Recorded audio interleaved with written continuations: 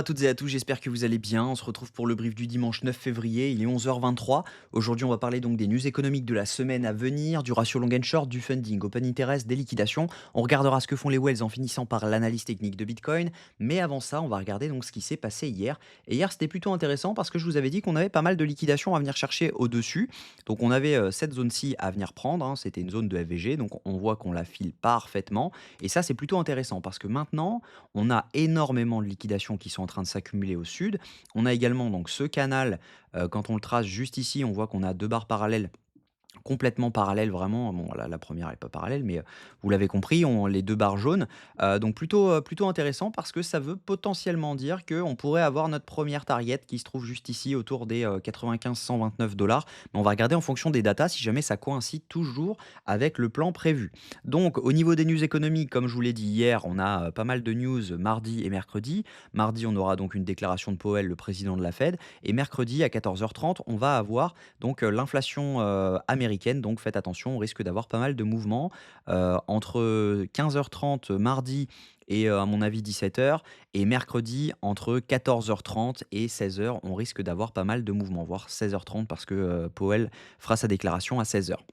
Au niveau crypto bubble, bon, on a pas mal de verres sur les cryptos, étant donné qu'on a eu un rebond sur Bitcoin. À mon avis, c'est de courte durée, hein. N'oubliez pas quand même que sur la semaine, on est quand même dans le rouge, et sur le mois, on est carrément dans le rouge, sauf certains, mais bon, on sait pas trop d'où ça sort tout ça, peut-être des listings, et cetera. Mais voilà, sur la journée, ça reste vert, on va garder le positif.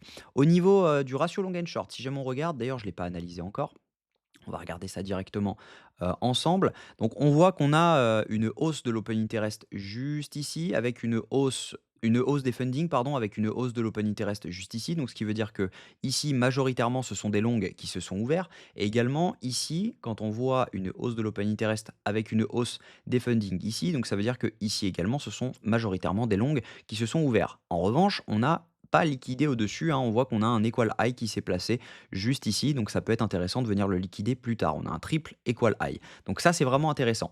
Ensuite, ce qu'on voit, c'est que là, on a énormément de liquidations, et que ici, ce sont essentiellement des longs qui se sont ouverts. Donc on voit, hein, la hausse de l'open interest avec la hausse des funding. Ici, on avait une chute de l'open interest avec une hausse des funding. Donc ça veut dire que ce sont des shorts qui se sont fermés. Donc potentiellement moins de liquidations au-dessus. Donc quand on est venu liquider ce qu'on avait à prendre ici, en théorie, on a liquidé tous les shorts qui s'était ouvert juste là. Donc potentiellement, on a pris les liquidités et maintenant on va pouvoir venir chercher la zone qu'on target depuis maintenant 2 jours, depuis maintenant 24 heures. Si jamais on regarde les liquidations, ça coïncide avec ce que je dis. On voit qu'on a pris les liquidations juste ici et on a un énorme cluster à venir chercher jusqu'aux 94 981 $. Donc ça, c'est intéressant. On voit qu'on a encore des liquidations à venir chercher au-dessus, mais ce qui serait intéressant, c'est de les garder pour plus tard pour pouvoir avoir la certitude de rebondir lorsqu'on arrivera dans cette zone. Et ça, c'est vraiment intéressant. Si jamais on regarde sur 24 heures, bon, qu'est-ce qui se passe? On voit qu'on a un gros cluster qui s'accumule en dessous, même si jamais on a pas mal de liquidations à venir prendre là, on a quand même pris le gros du travail juste ici.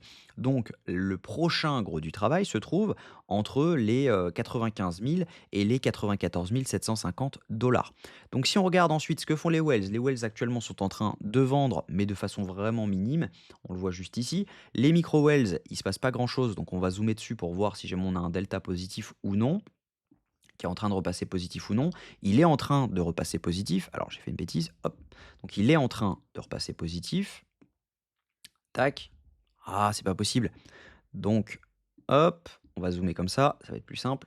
Voilà, on voit que on a une hausse là-dessus. Les retails actuellement, eux, sont en train donc d'acheter également, mais bon, c'est l'indécision la plus totale. Donc potentiellement, on peut avoir ce dump qui arrive et derrière, on repart à la hausse.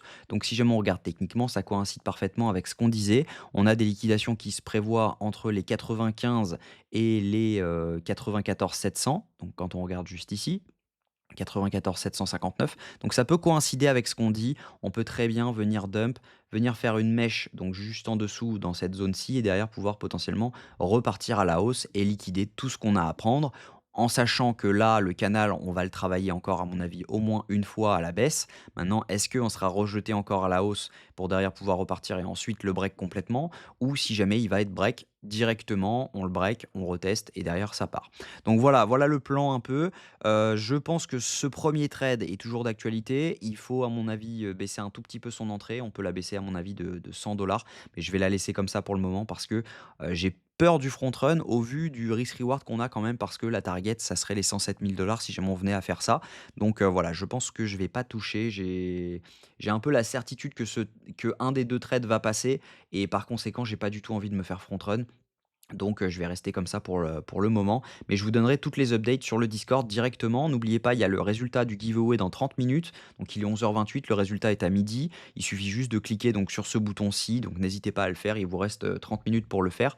Donc au moment de la vidéo, au moment où quand la vidéo sortira, il vous restera 15 minutes. Donc voilà, j'espère que cette vidéo vous a plu. Si c'est le cas, je vous invite à vous abonner, à liker cette vidéo et à commenter ce que vous en pensez. On se retrouve demain vers, 9h. Prenez soin de vous, bon dimanche, à demain.